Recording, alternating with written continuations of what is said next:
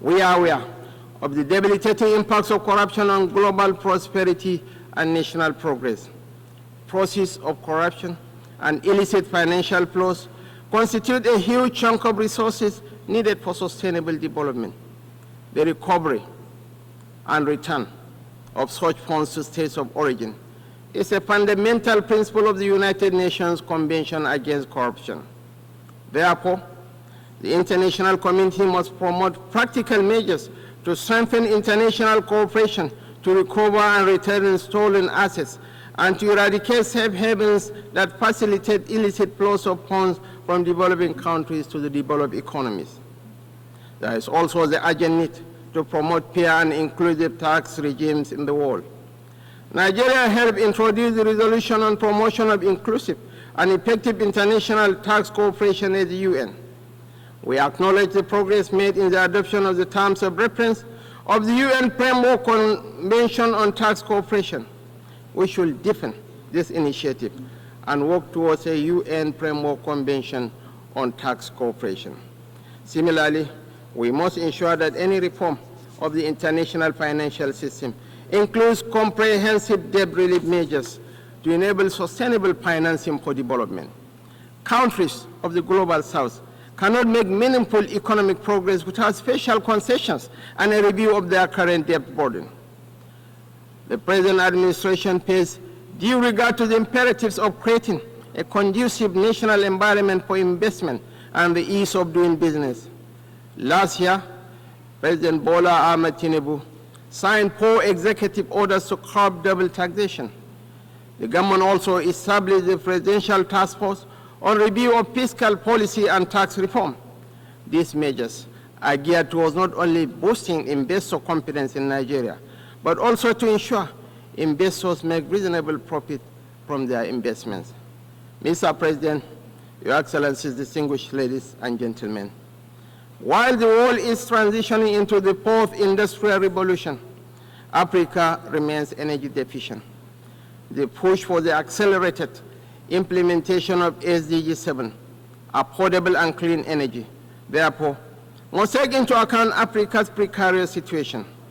Nigeria believes that natural gas remains central to the search for solutions to the energy challenges that Africa and the international community face. Access to affordable, reliable, cleaner sources of energy is more than an environmental or developmental issue. It is a key factor in social peace and international security. Mr. President, Nigeria remains unwavering in its commitment to SDG 13, climate action, including the net zero ambition and transition from fossil fuel energy to clean energy. As a demonstration of this commitment, the government established the Presidential Committee on Climate Action and Green Economy Solutions and appointed a special presidential envoy on climate action. We will redouble our efforts to address the challenges posed by climate change, including the urgent need to transition from fossil fuel energy. Yet, such commitments must be juxtaposed with the principle of common but differentiated responsibilities and the relevant provisions of the Paris Climate Agreement back in 2015. The Paris Agreement provided for developed countries to take the lead in the quest to achieve net zero and to offer support, including finance, to developing countries for the actualization of the climate change goal. Worthy of note is the loss and damage funding for vulnerable countries secured at COP27 in Egypt and expanded in COP28 in the United Arab Emirates. It is our expectation that this year's 79th session of the UN General Assembly and the upcoming COP29 in Azerbaijan this November will go a step further by providing developing countries, especially African countries, with access to the loss and damage funds, including the $100 billion pledged by developed countries to mitigate the negative impacts of climate change. Mr. President, in this age of digital innovation, we must address the emerging divide between the global south and the global north, which, with the evolution of artificial intelligence, risks becoming wider still. The UN should work towards eliminating barriers to digital economy in Africa, such as high cost of internet services and intellectual property rights.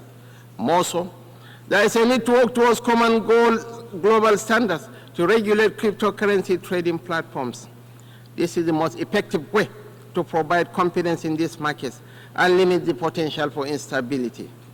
Our own experience in Nigeria, as in other countries, shows that new technologies, when not properly regulated, can facilitate organized crime, violent extremism, and human trafficking.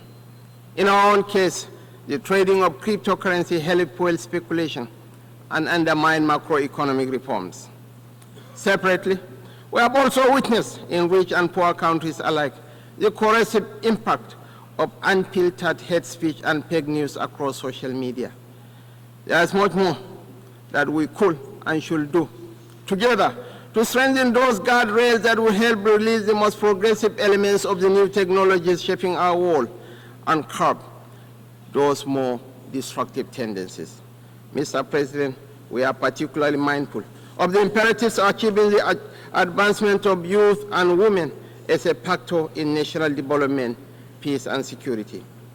Nigeria has developed its own national action plan on women and security, as well as a national action plan on youth, peace, and security to ensure the participation of both women and youth in the peace and security sector. The summit of the future cannot be deemed successful without setting clear, ambitious, and achievable developmental goals to address the various challenges facing our youth.